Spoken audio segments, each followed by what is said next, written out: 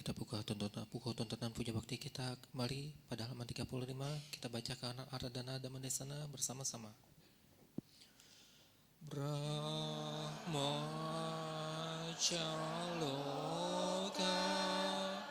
Dipati Sahampati Katanjaliya Diwaran Ayacata Satidasata Haraja Kajakita Yesetudama Anugapinam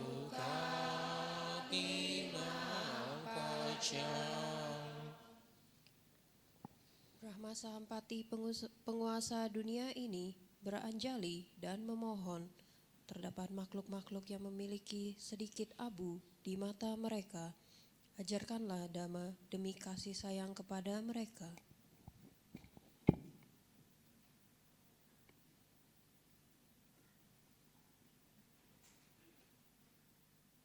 Namo tassa bhagavato arahato sammasambuddhassa. Namo tassa bhagavato arahato sammasambuddhassa. Namo tassa bhagavato arahato sammasambuddhassa. Terpujilah Sang Bhagawa yang Maha Suci, yang telah mencapai penerangan sempurna. Makhluk apapun yang berkumpul di sini, yang datang dari 10 penjuru dunia, yang berasal dari air, dari darat, dari puncak gunung, dari atas pohon, maupun yang datang dari ruang angkasa. Makhluk-makhluk yang berkaki 2, berkaki 4, berkaki banyak, maupun yang tidak berkaki, yang lahir melalui kandungan, melalui telur, melalui lembab, maupun yang lahir spontan secara langsung, tanpa kecuali, semoga semuanya turut mendapatkan kebajikan dan kebahagiaan. Kini waktunya mendengarkan ajaran dengan hormat. Sang Buddha mengajarkan, bumi langit ini seperti ayah ibu, memberikan yang terbaik, melindungi anak-anaknya, memancarkan pikiran kasih sayangnya tanpa batas, ke atas, ke samping, dan sekeliling, serta berpesan. Pesan-pesannya, jaga baik-baik kekayaan alam, gunakan dengan hati-hati warisan harta bumi, jangan menipu, jangan menghina, jangan karena marah dan benci mengharap orang lain celaka, karena itu semua hanya akan menjadi sebab-sebab bencana. Pesan lainnya, kalau engkau orang miskin, jangan melawan orang kaya. Kalau engkau orang kaya, jadilah dermawan yang tidak melawan penguasa. Kalau engkau menjadi penguasa, jangan merusak negara, jangan merusak agama, jangan merusak alam semesta. Karena itu semua hanya akan menjadi kehancuran bersama-sama. Pesan lainnya, orang bodoh kalah dengan orang pintar, orang pintar kalah dengan orang licik, orang licik kalah dengan orang jahat, yang tidak terkalahkan orang-orang beruntung. Keberuntungan itu buah dari kebajikan gemar berdana, memiliki moral yang baik, mempunyai pengendalian diri. Itulah kebajikan sejati bagi kaum pria maupun wanita. Karena itu kalau berdana dengan keyakinan, kalau sila dilatih dengan baik, kalau samadhi dikembangkan dengan benar, kemanapun pergi, dikawal, dilindungi para dewa. Doa-doanya, semoga hujan turun tepat pada musimnya. Semoga tanaman tumbuh subur dan berbuahnya lebat. Semoga dunia maju pesat dan damai. Semoga pemerintah berlaku lurus. Semoga para pejabat, para birokrat, para aparat mau bertirakat. Semoga para penjahat segera bertobat. Semoga para agamawan tidak kehilangan kemuliaan. Semoga para ilmuwan tidak kehilangan kecerdasan. Semoga para muda-mudi, mahasiswa-mahasiswi tidak kehilangan kemoralan. Semoga aneka bencana yang melanda bangsa dan negeri ini, juga negara-negara di muka bumi lainnya segera berakhir, selesai. Semoga para korban segera mendapat pertolongan. Semoga semua makhluk berbahagia.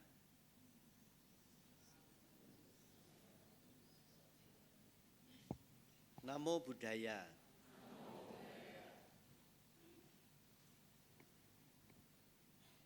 Ini bisa bunyi nggak ini?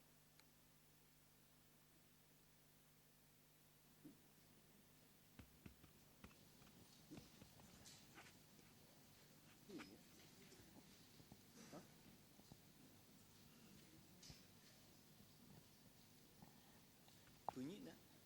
Bunyi. Dan ini kan 15 cm. Ini sudah 5 cm masih belum. Sini ditulisi mohon jaga jarak sekitar 15 cm. Please, takdir. Saya sudah. Bapak-Ibu sekalian, selamat pagi. Merdeka. Hari ini hari baik, bulan Juni. Kalau tidak salah ingat, Oek saya ini ulang tahunnya bulan Juni. Semuanya saya tidak ingat tanggal berapa toh, Oek? Sudah kemarin ya? Ya, karena ini anak bawaan dari Manado. Ya, semoga yang berulang tahun di bulan baik ini semua dirimbuni dengan kebaikan. Meskipun tanggal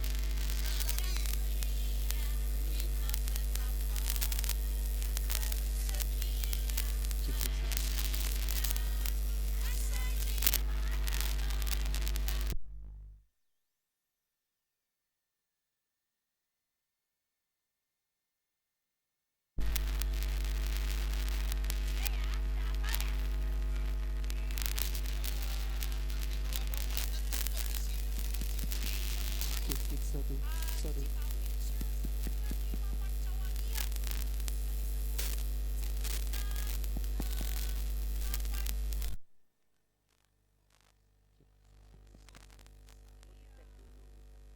dengan saya kencing dulu. Sound sistemnya kencing. Ya, ya. cek 1. Cek 1.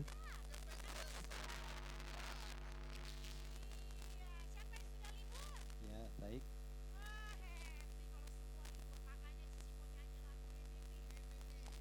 Ya, bisa didengar suara saya? Kalau nggak bisa didengar, terima kasih. Artinya saya nggak perlu banyak omong-omong lagi.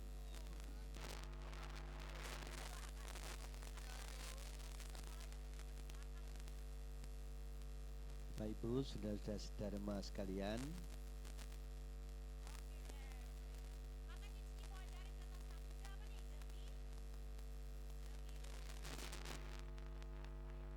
bulan-bulan ini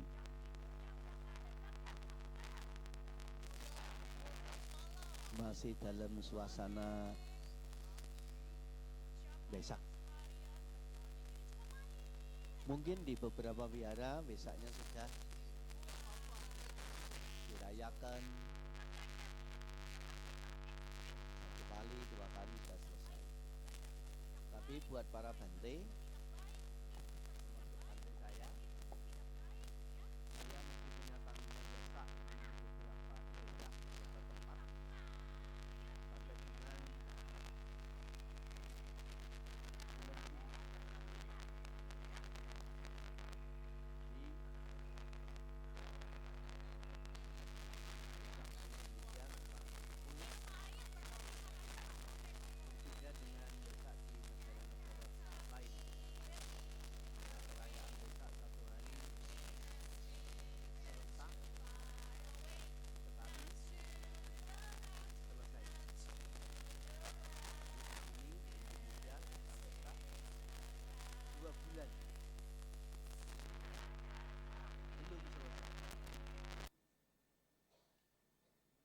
dari 1 bulan menjelang Wesak sampai dengan detik-detik Wesak dan 1 bulan sesudah Wesak masih ada Wesak lagi. Memang di Indonesia ini agama-agama istimewa. Ada beberapa negara tidak punya libur nasional hari besar agama-agama. Tapi di Indonesia ini hari libur besar agama-agama. Komposisinya 5, 3, 1. 5 hari libur nasional keagamaan Islam. 1 tahun ada 5. Ditambah cuti bersama.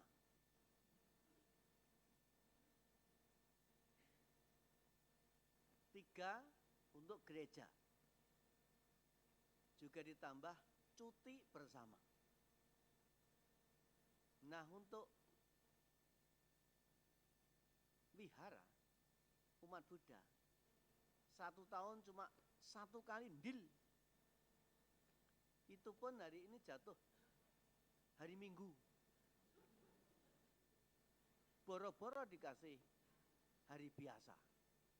Sudah hari Minggu tidak ada cuti bersama. Kadang-kadang kita berpikir, kok ya kasihan banget umat Buddha ini.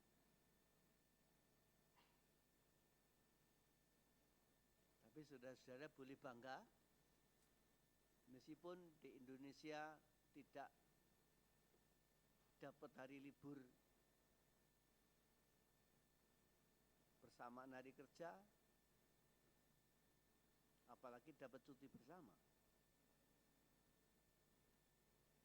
Hari tahun ini jatuhnya hari Minggu, libur, kan memang libur Minggu. Jadi nggak Wesak pun dia ikut libur.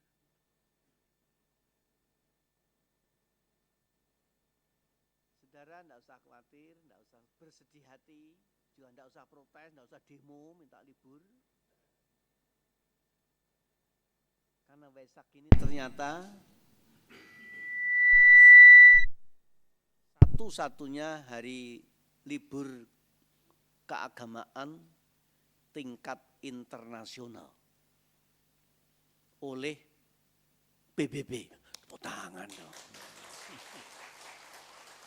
Boleh tepuk tangan, boleh saja. Satu-satunya hari besar keagamaan yang oleh PBB ditetapkan sebagai hari libur tingkat internasional hanya hari Waisak.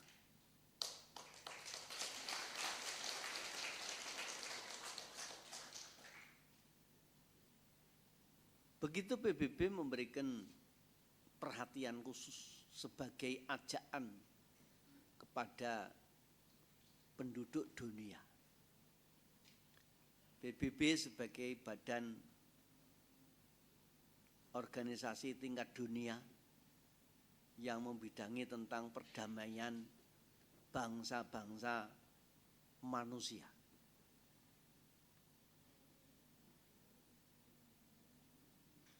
Lalu apa alasan PBB mengangkat Waisak menjadi hari libur tingkat internasional? Maksudnya PBB mengajak, mengingatkan, memberitahukan kepada penduduk dunia yang sekarang ini sekitar 7 miliar manusia.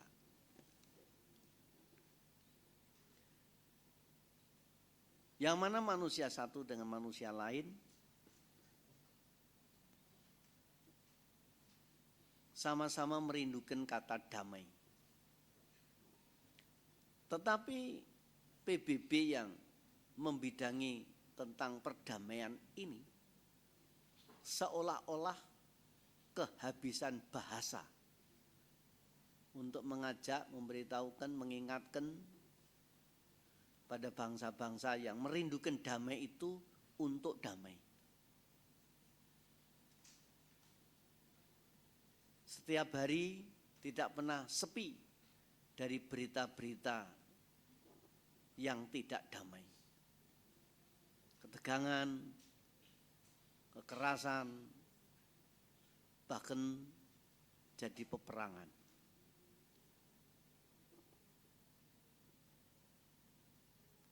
Sulit sepertinya untuk mencapai satu kata yang sama-sama dirindukan itu. Rindu, pengen, tapi tidak bisa menemukan. Itulah kesulitan badan PBB di saat-saat dunia yang sekarang ini. Tapi ternyata PBB menemukan catatan, menemukan data dan fakta, tidak hanya cerita yang tanpa rasa, bukan hanya janji yang tanpa bukti, tapi data dan fakta bahwa 2500 tahun yang lampau ada manusia yang sama-sama juga mencari damai, betul-betul mencapai apa yang dicari itu namanya damai. Damai itu tidak tegang, tidak sengketa, tidak selisih. Damai itu sudah sepakat. Damai itu diam. Karena kalau belum damai pasti tidak diam. Orang damai itu diam. Bahasa Jawanologinya itu ora kagetan, orang gumunan, ora dumeh, uripe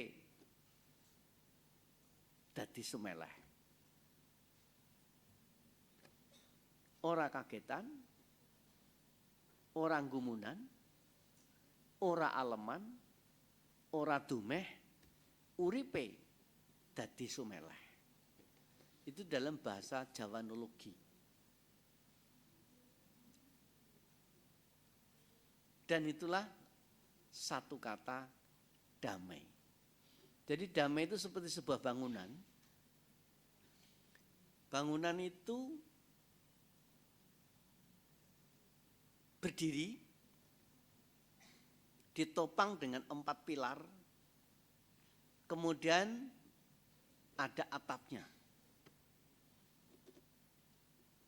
Itulah bangunan. Lah 4 pilar ini apa? Ora kagetan, ora gumunan, ora aleman, ora dumeh. Ini menjadi 4 pilar. Nah, kemudian ada topping up-nya, ada atapnya, ada payungnya yang melindungi kerekep. Nah, ini namanya sumeleh. Dan kalau bangunan itu sudah jadi, di dalamnya itu suasananya damai. Siapa tahu yang tidak pengen punya rumah? Semua pengen punya rumah. Dari rumah yang paling sederhana sampai rumah yang mewah. Semua merindukan rumah itu. Meskipun untuk cari rumah, dapat rumah juga tidak mudah. Harus berjuang, apalagi kalau rumahnya mewah, harganya sangat mahal.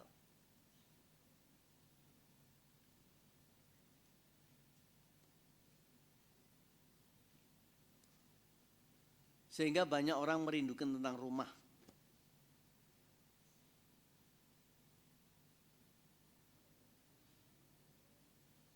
Meskipun belum semua juga bisa tercapai cita-citanya memiliki rumah.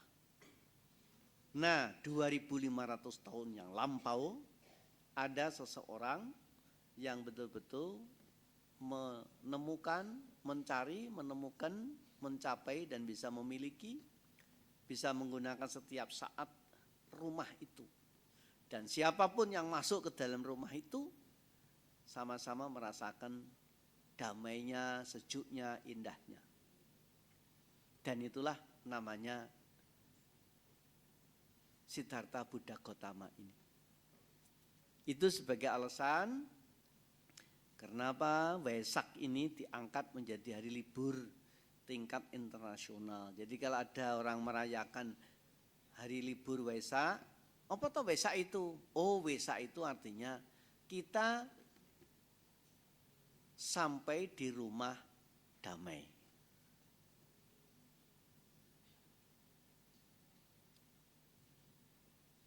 Nah, sekarang masalahnya, kenapa orang-orang ini kok susah mencapai kata damai itu? Meskipun begitu merindukan tentang damai itu. Ternyata masalahnya bukan masalah besar, bukan masalah dunia, bukan masalah bangsa-bangsa, bukan masalah agama-agama yang dianggap penyebab tidak damai. Karena dulu dikira agama itu tidak cukup menjadi alat damai. Buktinya apa?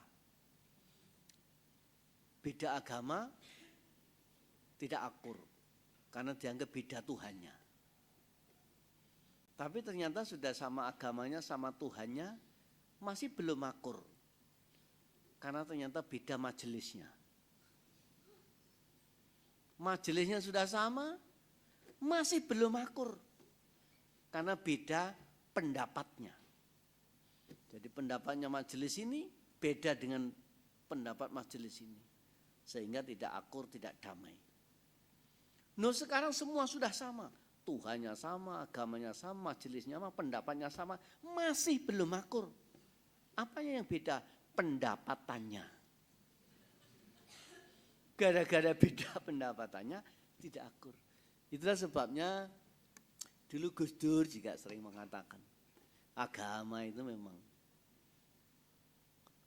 tidak cukup untuk bisa menjadi alat pemersatu. Agamanya bisa menjadi alat untuk bertemu. Ternyata masalahnya tidak damai bukan agama. Juga bukan dunia. Juga bukan negara.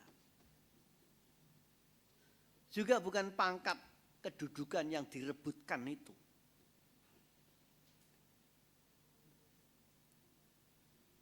Lalu apa? Masalahnya adalah dari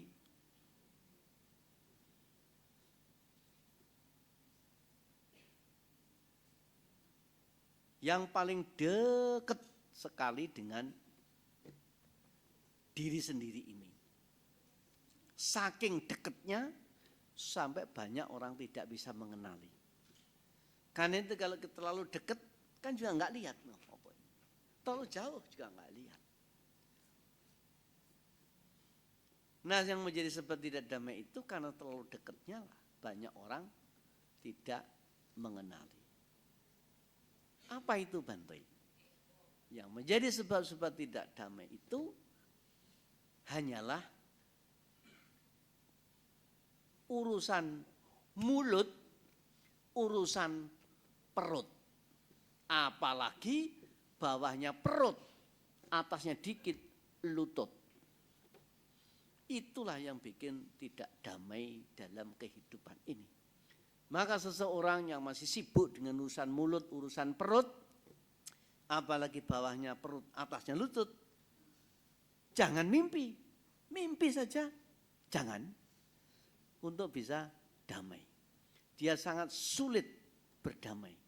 Apalagi damai dengan orang lain. Damai dengan dirinya sendiri saja masih sulit.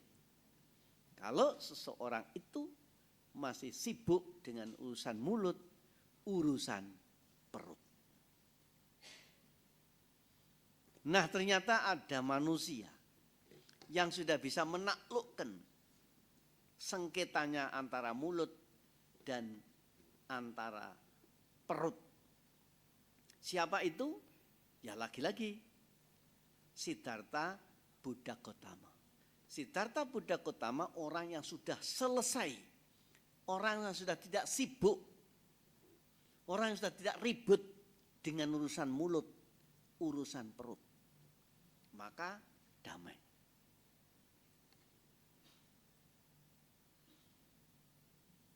Itulah yang menjadi inspirasi Wesak. Sebaiknya diumumkan kepada dunia, diumumkan kepada semesta, biar makhluk-makhluk yang ada di dunia ini, makhluk-makhluk yang ada di alam semesta itu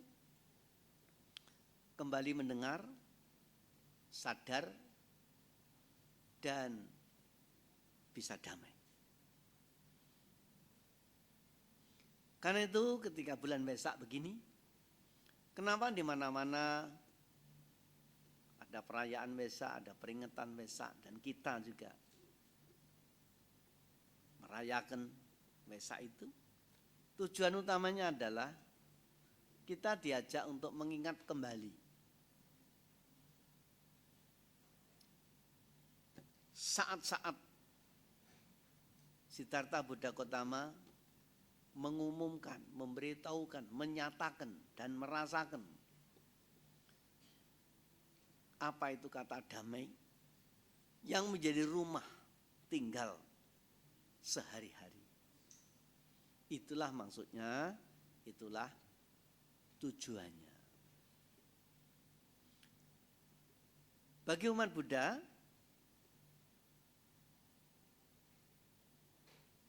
meskipun belum sampai, tapi kita sudah diberitahu, diberi petunjuk jalan menuju ke sana. Tinggal mau liwat atau tidak, itu persoalan lain. Tapi jalan sudah ditemukan, diberitahukan, sudah dibuktikan, silahkan, up to you, monggo kerso. Barang siapa melewati jalan ini, nanti akan sampai di tujuan itu. Dan jalan ini betul-betul bebas macet. Jadi kalau di mana-mana kita menemukan jalan macet, tapi jalan yang ditunjuk oleh Sang Buddha ini tidak ada kemacetan. Lempeng, lurus, lengang. Jalan apa toh Bante? Jalan tengah berunsur 8. Itu tidak pernah macet itu. Tapi jarang orang lewat sana. Karena jarang orang lewat itulah, makanya ya jadi tidak macet. Yang menjadi menarik Bapak Ibu sekalian, 8 unsur jalan tengah yang utama itu, unsur yang pertama adalah pengertian benar. Nah, orang-orang yang damai itulah orang yang mengerti. Mengerti itu paham, mudeng, itulah mengerti. Maka kalau tidak paham, tidak mudeng, ya artinya belum mengerti. Kenapa orang semakin jauh dari kata damai dan suasana yang damai? Karena kebanyakan orang tidak mengerti. Nah sekarang kan banyak orang pinter. Iya, ternyata pinter beda dengan ngerti. Orang dulu-dulu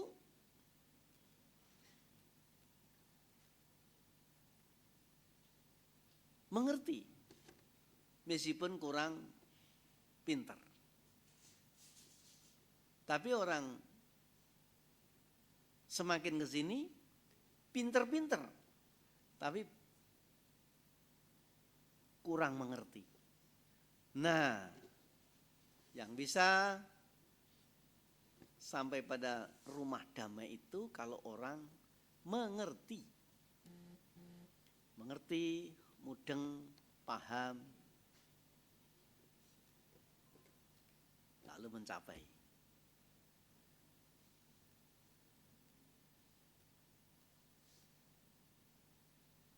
Contohnya apa toh Bante? Contohnya tentang mengerti itu paham. Bahkan orang-orang zaman lama seperti Siddhartha Buddha Gautama ini adalah orang mengerti. Mengerti apa? Mengerti dirinya sendiri. Loh kita ini banyak yang tidak ngerti loh dengan dirinya sendiri. Banyak orang yang tidak kenal dengan dirinya sendiri. Gimana Bante? Saya pernah naik pesawat. Pesawat sudah mau take off. Ada satu penumpang yang berteriak memanggil pram, pram, pram gitu. Dikira ada orang namanya Pramana. Tapi yang dimaksud namanya pramugari. Pramugari. Datang ke sini. Carikan kursi yang lebih besar. Di sini seat belt-nya tidak cukup. Pramugari mendekat. Menegur dengan sangat sopan. Maaf Pak, pesawatnya penuh. Semua kelas terisi penumpang. Tidak ada seat yang masih kosong. Iya tapi ini nggak cukup, ini gimana sudah mau take off ini. Iya Pak, maaf. Sebetulnya Pak, bukan seat belnya yang tidak cukup Pak. Lalu perut Bapak yang kegedean. Sebegitunya perut yang digendong setiap hari kemana-mana. Itu banyak orang yang tidak kenal. Kalau perutnya itu ternyata memang oversize. Begitulah kira-kira orang yang tidak mengerti dengan dirinya sendiri. Banyak orang menyalah-nyalahkan. Marah sama anak-anaknya. Marah sama anggota keluarganya. Marah sama anggota perusahaannya. Masalah tetangga. Sampai siapa saja disalahkan. Itu kan karena tidak mengerti. Kalau dia mengerti, pasti tidak akan gampang-gampang menyalahkan begitu. Iya Bante, itu memang salah. Lah sebetulnya yang menyalahkan itu lebih dulu salah. Coba. Sekarang kalau ada orang tua menyalahkan kepada anaknya, siapa yang salah? Apa anaknya? Bukan. Kalau menurut saya, yang salah ya orang tuanya. Iya bantu, tapi anak saya nakal. Bikin masalah. Sebenarnya bikin masalah itu bukan anaknya Pak. Bukan anaknya Bu. Lalu ya bapak dengan ibu yang bikin masalah. Salahnya di mana? Salahnya kok bikin anak. Coba kalau bapak ibu nggak bikin anak. Nggak punya masalah dengan. Contohnya Bante. Karena Bante nggak bikin anak. Maka nggak punya masalah dengan anak. Hanya masalahnya orang-orang yang punya banyak anak. Kalau anaknya nakal baru dibawa kepada Bante. Jadi karena tidak mengerti, maka timbul masalah yang baru. Bapak Ibu sekalian, sekarang skala besar. Banyak orang pintar tapi tidak mengerti. Lah Sang Buddha itu hebatnya selain orang besar, pintar terpelajar, bisa membaca lancar tidak buta huruf. Selain pintar juga mengerti. Pintar secara keilmuan, mengerti secara pemahaman.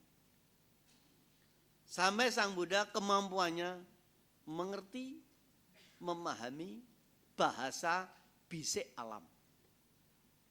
Bahasa bisik alam. Sang Buddha paham bahasa bisik alam, mengerti bahasa bisik alam, mudeng, bisa berdialog, bisa TikTok dengan bahasa bisik alam. Itu yang membuat damai. Alam itu apa toh Bante? Alam itu hanya tanah, air, api, angin. Itulah alam. Nah masing-masing punya bahasa. Bahasa air, bahasa angin, bahasa api, bahasa bumi. Semua punya bahasa. Lah masalahnya kita ini tidak mengerti bahasa itu. Maka masalahnya lebih banyak dari hidupnya. Hidupnya cuma satu, masalahnya banyak sekali setiap hari digendong kemana-mana.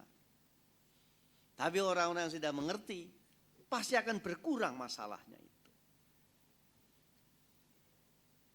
Coba badan kita yang satu depa ini, bahan bakunya terbuat dari unsur tanah, air, api, angin.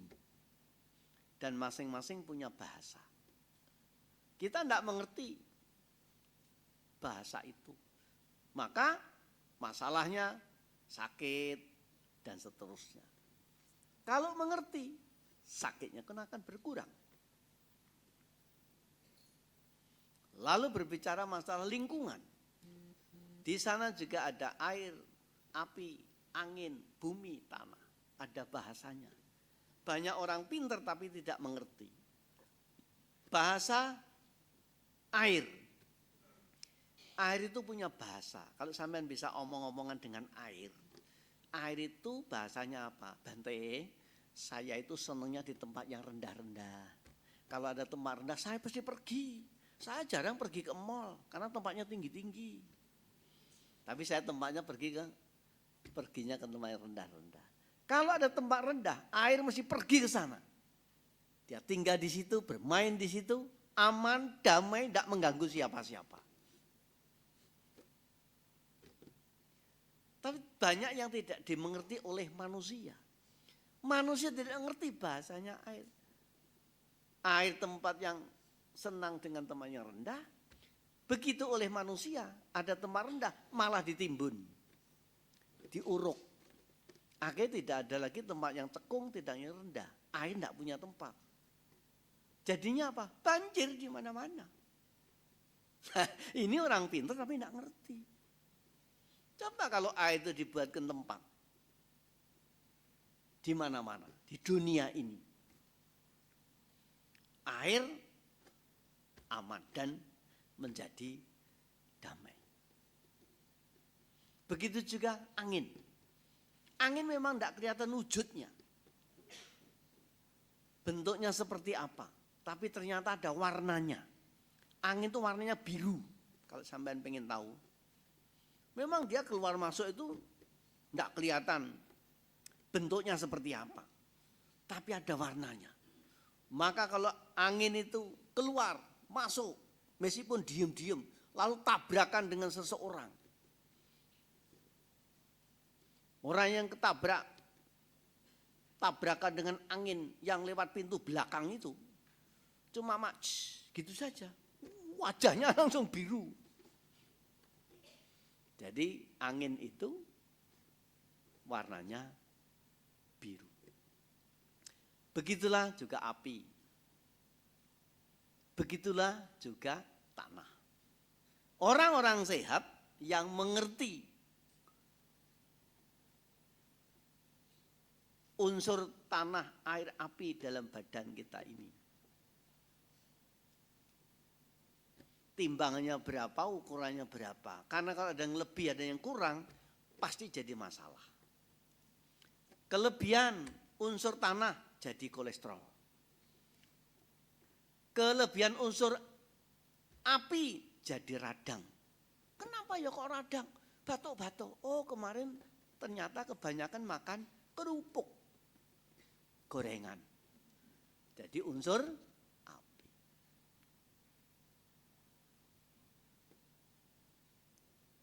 Kenapa kok kembung? Jadi kebanyakan unsur angin. Begitu juga kebanyakan air. Maka orang-orang sehat itu kalau dia mengerti saya butuh tanah seperlunya, secukupnya, ukurannya pas, sehat. Nah masing-masing itu juga punya cahaya, ada energinya. Tanah, air, api, angin punya cahaya, punya energi.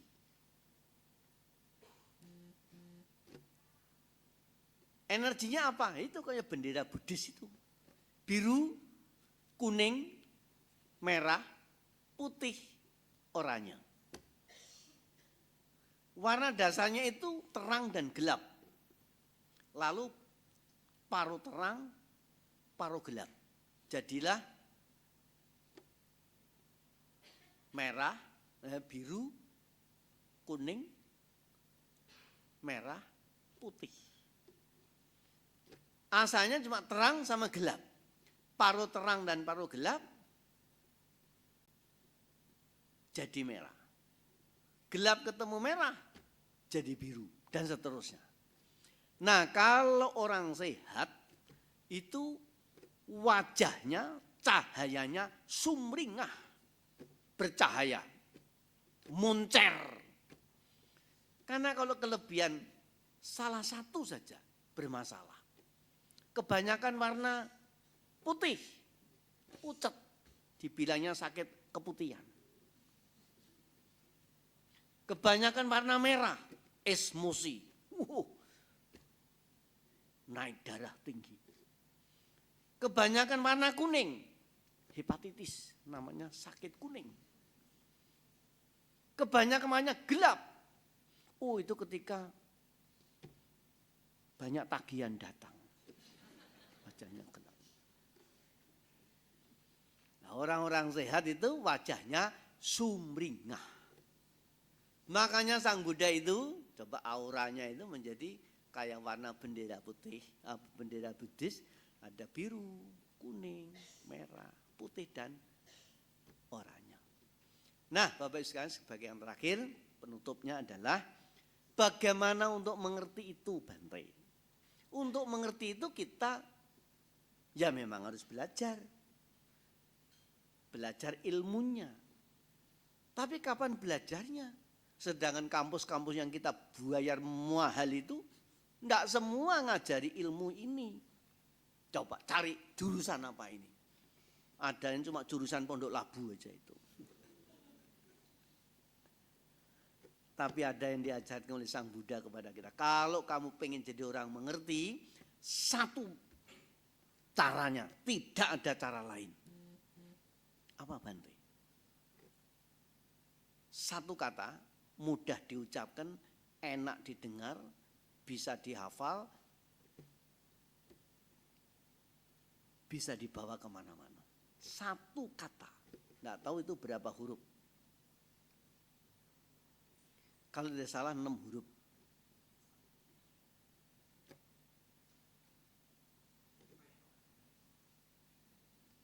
6 kalau tidak salah. Apa coba? Satu kata ini apa? Kuncinya, master key-nya.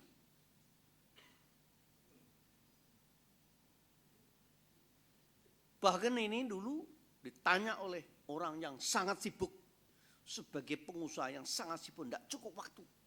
Lalu datang kepada guru ini.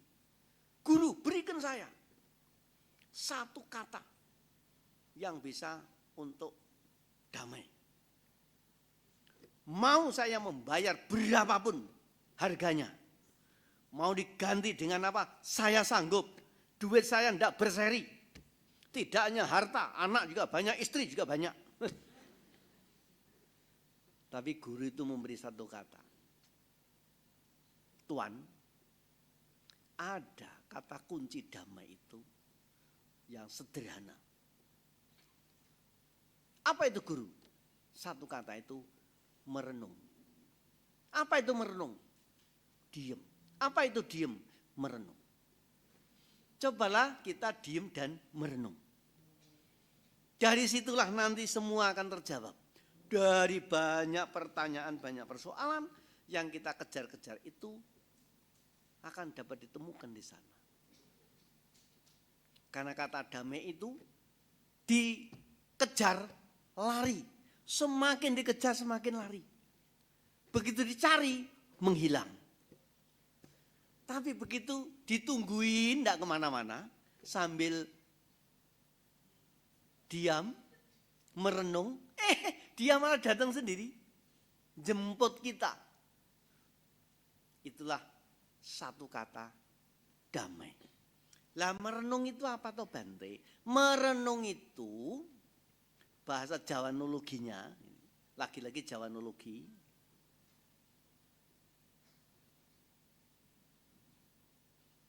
Merenung itu adalah eneng, ening, enung, lalu enang. Nah, eneng itu meneng diem, ening itu bening. Orang yang diem itu akan ada kejernihan. Orang yang sudah jernih akan enung. Enung itu artinya mudeng, mengerti. Oh, kenapa ya? Kok anakku nakal? Kenapa ya? Oh ternyata yang nakal itu bapaknya. Karena anak-anak ini kan asal usulnya dari ayah ibu. Coba kalau anak tanya, sampai asalnya dari asal usulnya dari mana? Asal usulnya saya itu Bante, saya asalnya dari ibu, tapi itu usulnya bapak. Karena kalau ibu ndak usul, ndak bapak ndak usul sama ibu, nggak jadi saya. Itu bahasanya begitu. Nah, orang merenung. Jadi merenung itu intinya adalah melihat ke dalam.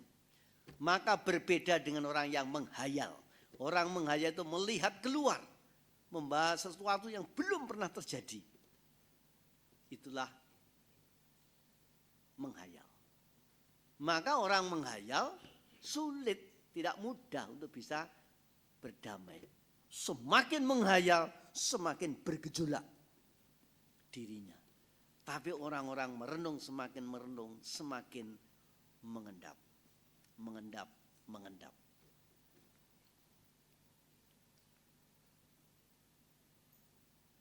Seperti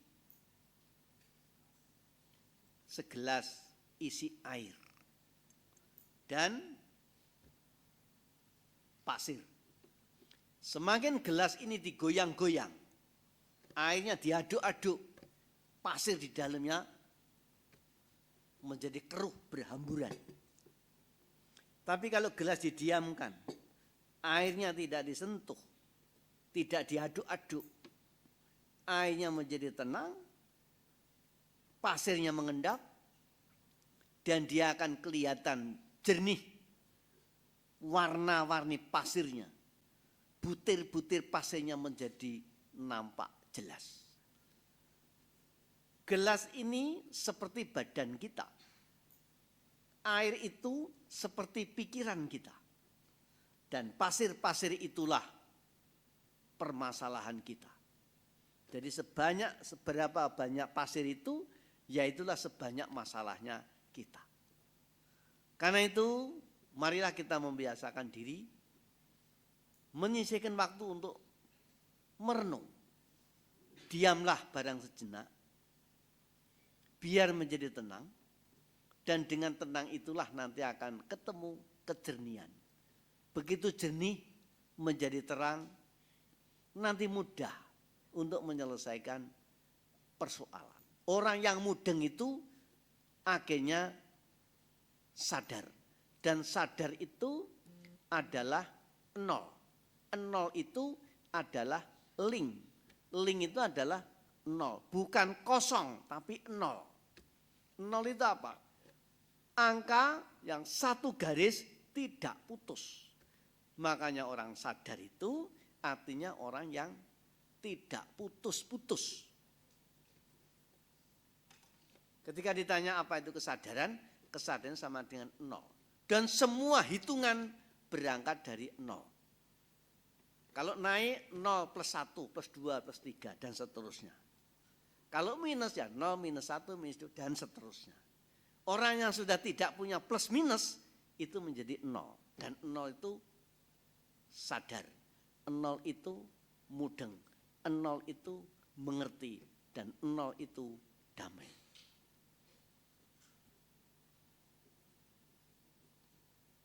Dan itulah yang menarik perhatian PBB kenapa Waisak menjadi hari libur internasional. Ada tambahan? Tambahannya adalah kalau kita berbicara agama-agama, orang Buddha ini kadang-kadang minder karena jarang bicara tentang surga. Kalau Bante khotbah kok enggak ngomong surga. Nulis-nulis juga jarang ngomong surga. Sampai banyak orang ragu-ragu beragama Buddha. Dikira agama Buddha itu enggak punya surga. Jawabannya adalah, Sang Buddha tidak dikit-dikit ngomong surga. Bukan berarti enggak mengerti. Bukan berarti enggak punya. Karena terlalu mengerti dan punya banyak surga, maka diem. Apa-apa yang sudah mengerti itu diem. Apalagi mengertinya banyak. Itu diemnya lebih banyak lagi. Orang yang esrek, yang banyak ngomong itu karena tidak mengerti. Kalau sudah mengerti, ya mudeng. Karena itu berbanggalah menjadi umat Buddha. Yang kaitannya dengan surga. Karena Sang Buddha terlalu banyak punya tahu tentang surga.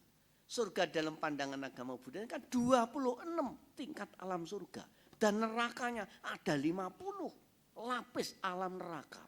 Alam manusia hanya satu. Jadi kita mau ke surga atau ke neraka berangkat dari alam manusia.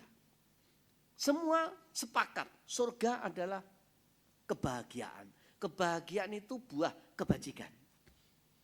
Oleh karena orang berbuat kebajikan itu tidak sama besarnya, maka orang berbuat baik banyak dengan berbuat sedikit. Kalau surganya sama, saya jadi biku rugi.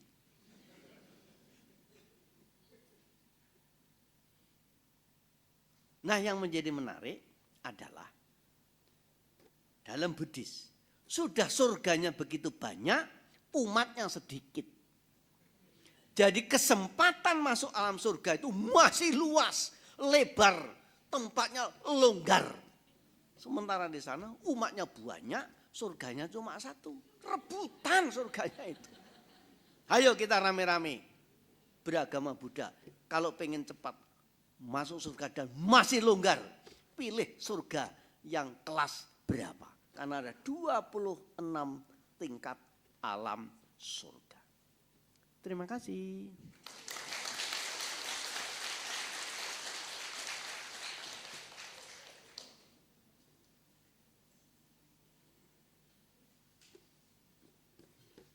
Terima kasih atas dhamma di sana yang telah diberikan oleh Yang Mulia Bante Dhamma Subo Mahatera. Sebelumnya saya ingin bertanya Bante, apakah masih cukup waktunya untuk bisa sesi tanya jawab? Cukup, ini kan 1 hari enggak kemana-mana. Saya nunggu kaliin di sini 70 tahun loh. Iya. Baiklah Bapak Ibu, karena jam Bante misalkan jam 11, kita akan tetap buka pertanyaan. Bagi Bapak Ibu yang ingin bertanya secara langsung, dapat maju ke depan. Apakah dari Bapak Ibu ada yang ingin bertanya langsung kepada Bante? Atau Bapak Ibu ada yang sudah menyiapkan pertanyaan melalui WhatsApp di nomor Wihara Pradama Sukha? Apakah sudah drop pertanyaan? Oke. Mungkin sambil menunggu, kita boleh buka buku tuntunan sila, kita nyanyi dulu kalau gitu. Kepada petugas dipersilakan.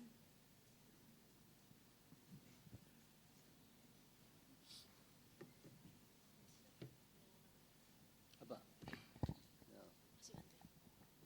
Ya, ada.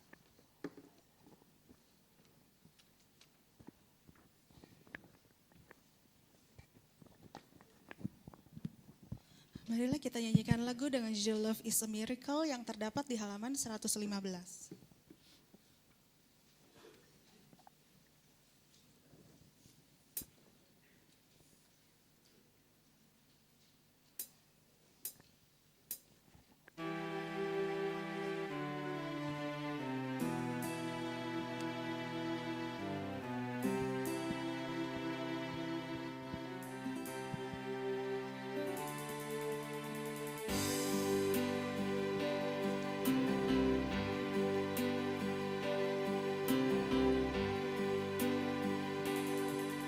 Di dalam kehidupan yang serba tak pasti, hidup pun kian terasa sulit. Hati yang resah terus berkelana hanya untuk mencari kedamaian. Sulitkah meraih ketenangan? Mungkinkah cara hidup yang tak harmonis? Jangan lupakan kasih di dalam hati yang membawa kedamaian bagi kita. Sisa kasih di dalam hati pancarkan pada umat manusia, menghapus rasa dendam dan kebencian, memberi damai di setiap hati yang memiliki. Love is a miracle, love is a miracle, bringing a happiness and peaceful to everyone. So let the love shining in our heart, 'cause we know love is miracle. Sulitkah meraih ketenangan? Mungkinkah cara hidup yang tak harmonis? Jangan lupakan kasih di dalam hati yang membawa kedamaian bagi kita. Sungguh bersisa kasih di dalam hati pancarkan pada umat manusia, menghapus rasa dendam dan kebencian, memberi damai di setiap hati yang memiliki. Love is a miracle, love is a miracle, bringing a happiness and peaceful to everyone. So let the love shining in our heart, 'cause we know love is miracle. 爱是那么神奇，爱是那么神奇，带给我们快乐、幸福和平静的感觉，让这份爱发光在我们心，因为爱是那么神奇。我知道爱那么神奇。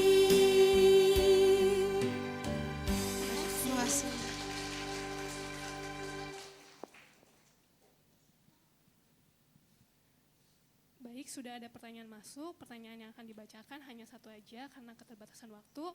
Akan saya bacakan Bante pertanyaannya. Ya, Nama budaya Bante. Beliau langsung, satu orang ini ada langsung menanya dua hal. Yang pertama, bagaimana menjawab perdebatan anak umur 13 tahun yang cukup smart dan kritis tentang kenapa agama Buddha tidak memiliki Tuhan. Berarti agama Buddha bukan agama dong.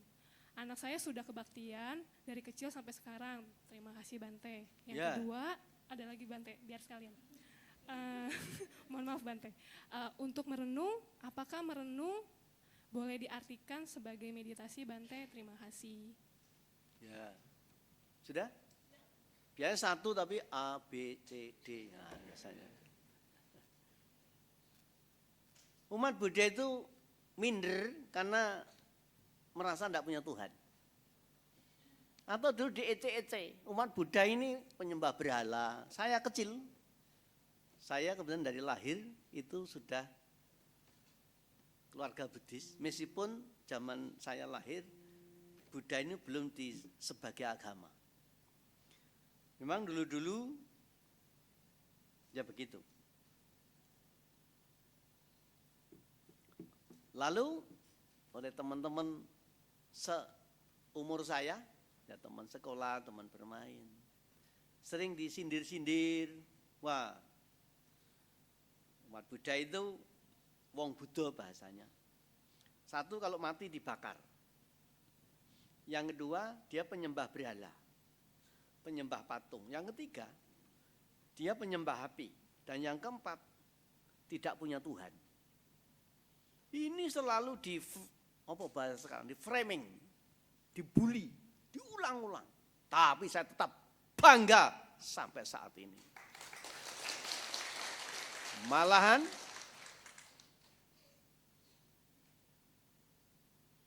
kalau sampean berbicara tentang Tuhan, umat Buddha itu bukan hanya duduk di pangkuan Tuhan atau nunggu dipanggil Tuhan. Tidak.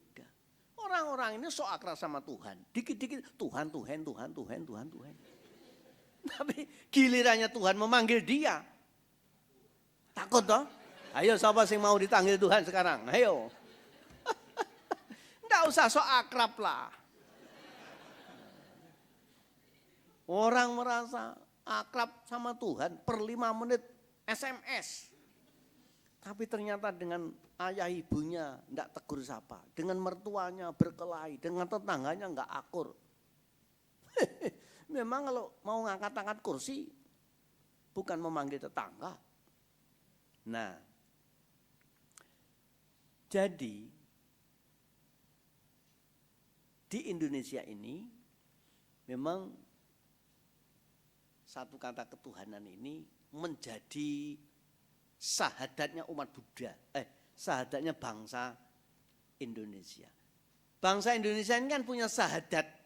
Jadi sebagai warga negara Republik Indonesia, itu sahadatnya adalah Pancasila, doanya apa? Indonesia Raya. Indonesia Raya dan Pancasila itulah sahadatnya warga negara Republik Indonesia dan doanya. Setiap agama punya sahadat. Islam punya sahadat, Buddhis punya sahadat, bangsa dan negara Republik Indonesia warganya juga punya sahadat. Artinya dengan mengucap itu menandakan dia warga itu. Ya toh? Nah, lah kalau umat Buddha sahadatnya apa? Wandana, Tisarana, Pancasila. Itulah sahadatnya umat Buddha. Nah kalau kata Gus Dur, sahadatnya secara Islami itu kan asyhadu alla ilaha illallah wa asyhadu anna Muhammadar Rasulullah.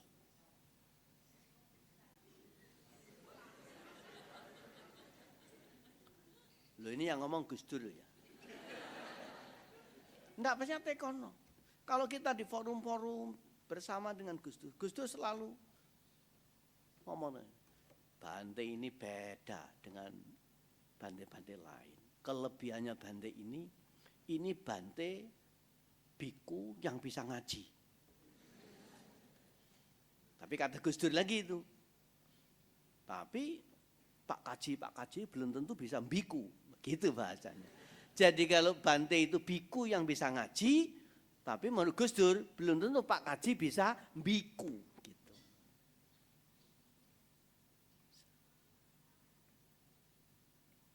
Lah umat Buddha sahadatnya ya Wandana Tisarana Pancasila. Bangsa Indonesia sahadatnya Pancasila, negara itu. Ya, satu, ketuhanan yang Maha Esa. Dua, kemanusiaan yang adil dan beradab. Tiga, persatuan Indonesia. Yang keempat apa? Kerakyatan yang dipimpin oleh hikmah, kebijaksanaan, permusyaratan, perwakilan.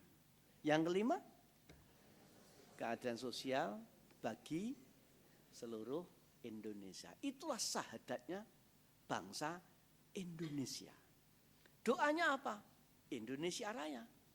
Maka kalau kita punya hajat massal kebangsaan, wajib Indonesia Raya. Dan di dalamnya itu isinya doa. Doanya buddhistis. Bangunlah jiwanya, bangunlah badannya. Itu hanya ada dalam Indonesia Raya. Saya sering mengikuti acara-acara besar kenegaraan di beberapa negara. Tapi saya tanya-tanya liriknya, isinya, syairnya. Enggak seperti Indonesia Raya. Ada doanya, ada kebanggaannya, ada wih. Itu hanya Indonesia Raya. Nah, kita berbicara Pancasila, negara.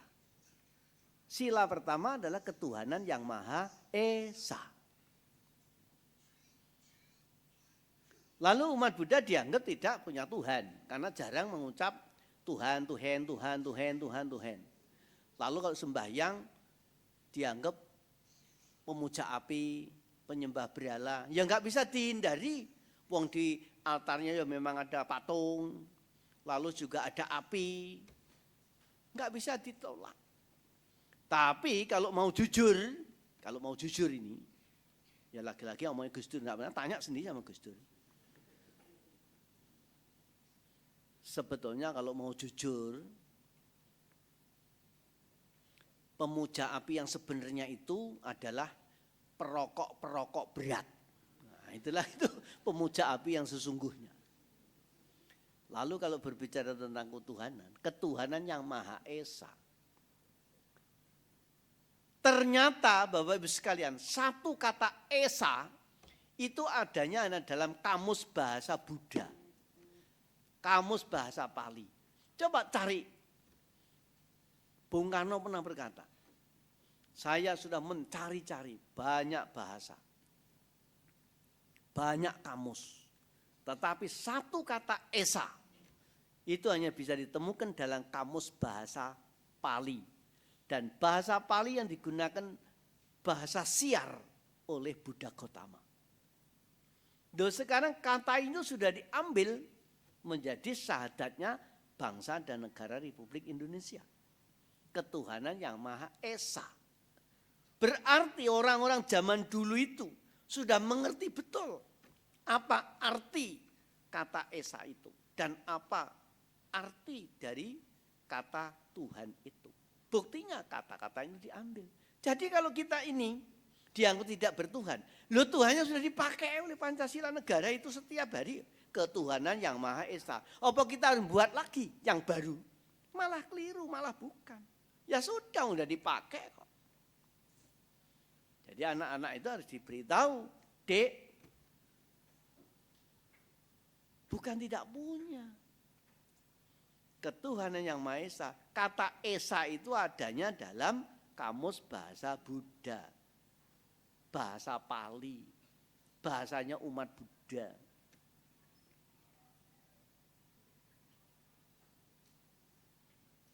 Sudah dipakai. Malah dipakai seluruh bangsa dan negara Republik Indonesia. Nah itulah tentang Tuhan. Nah kalau anak-anak misalnya tanya, ya bapak-bapak, ibu-ibu, kok adik-adik ini harus memberi taukan kepada anak-anaknya, kepada adik-adiknya. Kalau kamu ditanya, kamu agamanya apa? Saya agamanya Buddha. Kalau kamu ditanya, apakah agama Buddha punya Tuhan? Jangan buru-buru jawab. Balik tanya, apakah agamamu punya Tuhan? Punya. Lalu Tuhannya kayak apa? Dia mesti cerita atau wow gini. Persis sama. Loh kok bisa sama? Lah memang Tuhan Anda berapa? Satu toh. Jadi ya Tuhan saya sama dengan yang kamu omong itu. Persis selesai dah kok repot-repot. Gitu. Dan ini juga cara Sang Buddha menjawab sebuah pertanyaan. Sang Buddha itu kalau menjawab pertanyaan panjang, lebar, kali tinggi. Diperhatikan jenis pertanyaannya itu apa. Karena ada pertanyaan yang bisa dijawab secara langsung. 1 tambah 1 berapa? 2. Itu pertanyaan dijawab langsung. Yang kedua, pertanyaan harus dijawab dengan jawaban cerita. Misalnya, kamu bisa membuat roti. Harus cerita. Nah cerita roti begini. Nah buktinya apa? Harus dibuktikan. Kalau enggak bisa membuktikan, diragukan. Itu pertanyaan yang dijawab dengan cerita bagaimana caranya membuat roti. Nah yang ketiga, ada jenis pertanyaan yang harus dijawab dengan balik bertanya. Ya tadi itu. Dan ini sering saya kasihkan sama anak-anak sekolah itu. Kalau saya jadi ngajar. Kalau kamu tiap minggu ke wihara itu bikin apa sih? Lah kamu kalau pergi ke tempat ibadah bikin apa? Oh saya doa. Persis sama. Kalau enggak percaya ikut saya ke wihara. Nah gitu bahasanya. Begitu jangan minder. Kita harus bangga jadi umat Buddha. Saya lahir di Jawa Timur. Di desa saya, desa Pendem. Kecamatan Kandat, Kabupaten Kediri. Satu kabupaten umat Buddha, cuma satu keluarga saya. Saya bangga keliling dunia, saya tetap ngaku. Saya lahir orang Indonesia. Di Jawa Timur dan beragama Buddha. Saya keliling di beberapa negara. Kalau saya diminta bicara, saya tetap menggunakan bahasa Indonesia. Saya selipi bahasa Jawa. Artinya apa? Saya ingin menunjukkan ini loh bahasa Indonesia yang diucapkan oleh orang Indonesia dan diselipi bahasa Jawa karena saya lahir di Pulau Jawa. Biar tahu, kalau kita pakai bahasa lain kan tidak asli itu. Gitu Pak. Saya bangga dengan Indonesia. Nah itu tentang Tuhan, ya begitu. Jadi yang ketiga itu dijawab dengan balik bertanya. Yang keempat, pertanyaan itu ada jenis pertanyaan yang dijawab dengan diam. Tidak mesti buru-buru dijawab. Didiamkan dulu, dipelajari, diperhatikan kemana. Karena ternyata orang bertanya itu tidak semua butuh jawaban. Ada orang bertanya memang butuh jawaban. Butuh pengetahuan, butuh pengertian, butuh pemahaman, butuh pencerahan. Tapi ada orang bertanya itu tidak butuh jawaban. Tapi butuh perbandingan. Saya tanya kepada A, tanya lagi kepada B. lalu dibanding-bandingkan, ya mesti kalah. Iya toh? Lagu Ferel kan gini, ojo dibanding-bandingke ya kalah. Kan gitu toh? Dan yang ketiga, ada orang mengajukan pertanyaan, itu ngetes.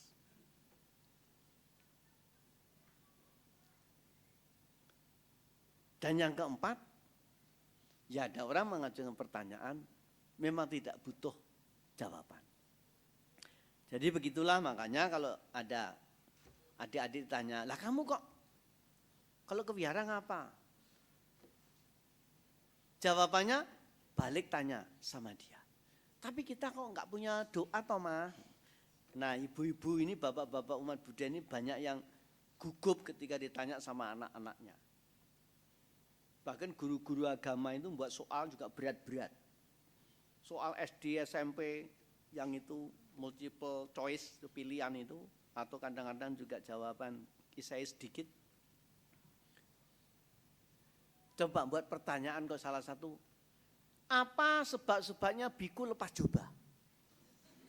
Loh, bikunya sendiri tidak ngerti. Anaknya bingung tidak bisa jawab, tanya sama mamanya. Mamanya juga bingung lagi. Terus tanya sama bantenya. Bantenya juga bingung, iya kenapa ya kok lepas jubah?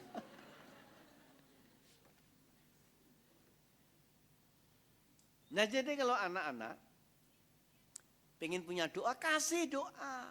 Nah, doanya umat Buddha apa teman? Ya itu. Buddha, Dhamma, Sangha, Sadhu. Resmi. Kalau sampean pergi ke Sri Lanka, bante-bante Sri Lanka itu nama sekara, tidak semua nama sekara. Tapi kalau mau bepergian itu touchment, jadi menyentuh altar. Altar disentuh. Dalam hati saya mohon energinya Sang Buddha ini. Terus ini. Gitu. Betul ini. Saya di biara-biara sering membuat begitu. Kalau orang tanya, kok bante gini? Kayak gitu. Nanti tidak dibilang niru-niru. Nah yang niru siapa? Sekarang kalau tiru-meniru, barang yang sudah ada baru ditiru. Toh. Nah sekarang Sang Buddha dengan yang meniru, siapa lebih dulu? Sang Buddha 500 tahun lebih tua dari Yesus. Yesus 500-600 tahun lebih tua dari Muhammad. Jadi kacek itu 500 tahun. Sang Buddha lebih dulu. Lah kok dibilang meniru? Enggak tahu siapa yang meniru, tapi Sang Buddha ya jelas ngajarin. Buddha, Dhamma, Sangha, Sadhu.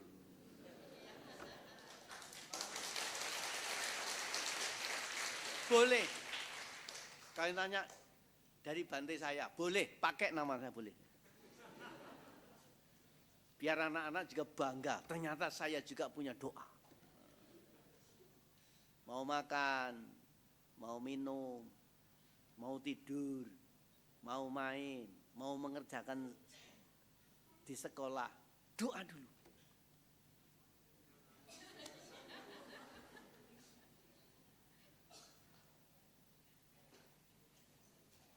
Nah kadang-kadang kita tidak diajari yang untuk harian begitu. Dikasihnya yang semua pengen jadi kesucian. Padahal yang kita butuhkan yang untuk hari-hari. Nah, itulah tentang ketuhanan. Dan juga bagaimana menjawab pertanyaan kepada anak-anak. Memang anak-anak sekarang itu kritis. Anak-anak sekarang itu cerdas. Anak-anak sekarang ini ya dipengaruhi oleh zaman. Maka saya sering mengatakan setiap orang ada zamannya, setiap zaman ada orangnya. Sekarang ini kita berada pada zaman data dan fakta. Bukan cerita yang tanpa rasa, bukan janji yang tanpa bukti. Memang satu masa, satu zaman, orang itu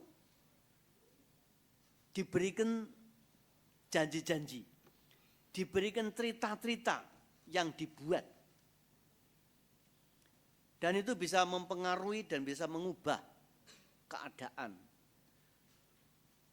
Tapi pada akhirnya di satu waktu, zaman akan kembali.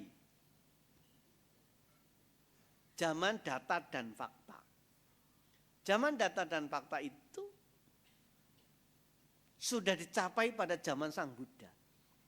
Sang Buddha pada zamannya, kalau Sang Buddha tidak berbicara data dan fakta, ilmu Sang Buddha itu tidak laku di pasaran. Bayangkan pertapa-pertapa zaman itu sudah hebat-hebat. Sang Buddha kalau tidak mempunyai cara sendiri menawarkan penemuannya ini, tidak dapat pasar. Tapi karena Sang Buddha itu berbicara data dan fakta, apa yang dikatakan Sang Buddha itu data dan fakta. Maka Sang Buddha bisa diterima pada zamannya. Zaman berlangsung dan itu mengalami surut. Ternyata sejarah berulang, roda berputar. Kalau dulu posisi di atas, lalu menurun ke samping, bahkan sampai ke bawah, tapi dia akan menanjak lagi naik. Dan sekarang kembali kepada posisi yang sama, posisi data dan fakta. Buktinya apa? Kalau sampean ngomong dengan teman-teman, kamu di mana? Aku di sini. Ah benar, kamu di situ. Benar. Enggak percaya kamu ini, track. Nah, nanti plut. Nah, kan kelihatan gambarnya. Itulah namanya data dan fakta. Maka anak-anak sekarang yang hidup di dunia data dan fakta ini tidak cukup hanya dikasih dongeng, dikasih cerita. Maka orang tuanya harus belajar juga kepada anak-anaknya ini. Supaya tidak ditinggalkan oleh anak-anaknya. Bahkan agama-agama satu ketika akan ditinggalkan oleh manusianya. Kalau agama itu tidak menunjukkan data dan fakta. Kalau agama cuma cerita yang tanpa rasa, janji yang tanpa bukti, pasti satu ketika akan ditinggalkan oleh manusia. Karena itu jauh hari sebelumnya, banyak pernyataan, nanti di satu zaman, agama yang bisa bertahan adalah agama yang bisa berbicara data dan fakta, bukan cerita yang tanpa rasa. Nah makanya anak-anak bagaimana caranya menjawab kepada mereka yang kritis ini? Dia diajak berpikir, jangan dikasih dongeng, jangan dikasih cerita yang satu arah.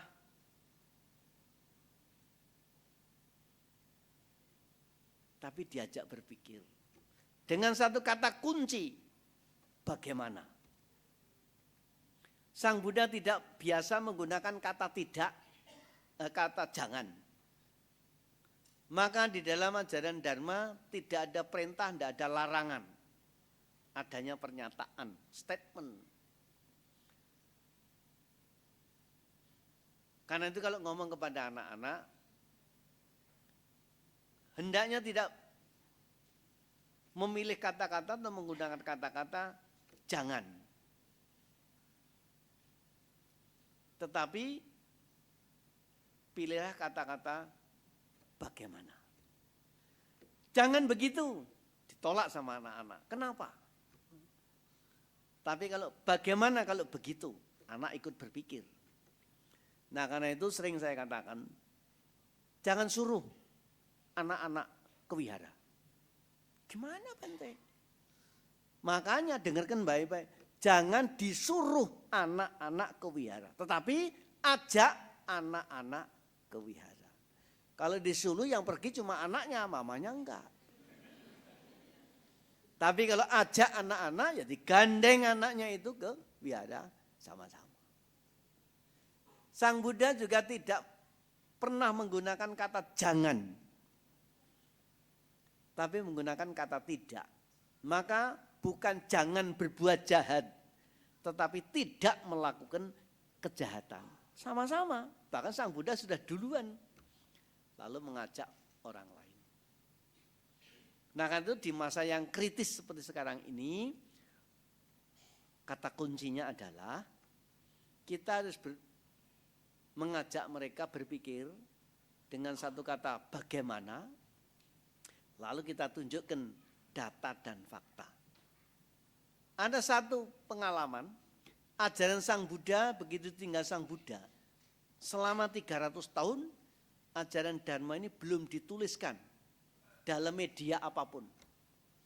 Bayangkan ajaran selama 300 tahun belum didokumentasikan.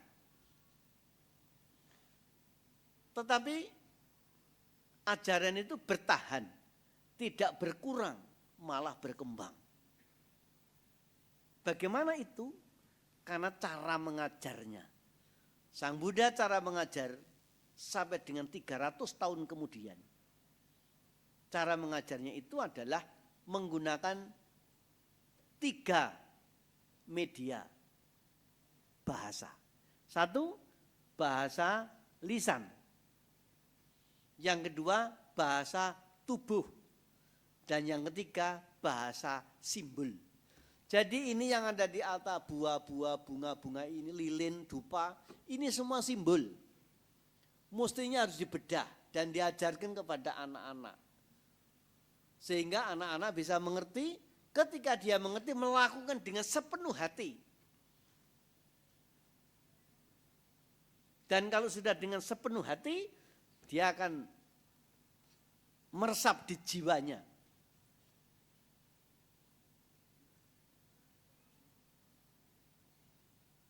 Nah maka itu penting. Mengajarkan kepada, ini nak mari kita pai-pai, kita namaskara, kita anjali, kita melakukan puja, bunga artinya apa, bunga artinya apa, buah artinya apa, dupa artinya apa. Jelaskan. Sehingga tidak lagi dibully kalau umat Buddha itu nyembah berhala, nyembah patung, menyembah api. Itu gunanya. Nah, Sang Buddha mengajar Dhamma menggunakan 3 bahasa. 1 bahasa lisan. Bahasa lisan ini hanya 20% loh menyampaikan pesan. Seindah apapun, sebanyak apapun. Kita ngomong dengan orang lain, panjang, lebar, kali tinggi ditambah isi. Itu yang dimengerti mungkin hanya 20%. 80% lainnya itu masih bingung. Itu pun harus dengan 3 syarat. Diksi, intonasi, artikulasi. Karena itu pilih kata-kata yang tepat, yang tidak perlu anak-anak berpikir 2 kali. Pilih kata-kata yang tepat, 1 kali diucapkan langsung bisa dimengerti. Seperti cara Sang Buddha. Karena 1 kata beda nada juga lain artinya. Maka ya hati-hati dalam menggunakan nada ini. Contohnya apa? 1 kata aduh saja. Itu hanya beda nada, artinya bisa lain-lain itu. Coba sama-sama berpikir. Aduh, aduh, oh, aduh, aduh, aduh, aduh, aduh. Kan beda-beda kan? 1 kata aduh. Makanya kan sampean kalau ngajari anak-anak, memberikan kepada karyawan, pembantu, anggota, atasan, bawahan. Pilih kata-kata yang tepat dan tentukan nadanya yang tepat. Dan yang ketiga bahasa simbol. Itulah yang membuat ajaran Sang Buddha selama 300 tahun belum didokumentasikan aman. Karena yang kedua bahasa tubuh itu menyampaikan pesan 70%. Banyak orang tidak perlu menyampaikan pesan dengan kata-kata, dengan bahasa verbal, dengan bahasa tubuh, langsung bisa dimengerti. Contohnya apa? Langsung ngerti, artinya minta makan. Artinya minum, ngantuk. Itu bahasa tubuh. Makanya itu hebatnya Sang Buddha, mengatakan apa yang dilakukan dan melakukan apa yang dikatakan. Maka kalau orang tua ngajar anak-anak, lalu orang tuanya juga tidak melakukan sendiri, tidak memberi contoh yang jelas kepada anak-anak, ya sudah, angin berlalu.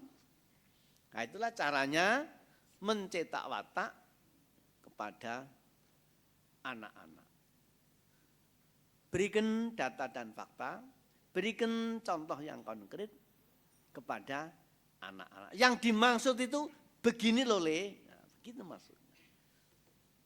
Itu yang membuat ajaran Dharma selama 300 tahun belum didokumentasikan dalam bentuk media apapun, tetapi bertahan, tidak berkurang, bahkan berkembang. Ya, terima kasih.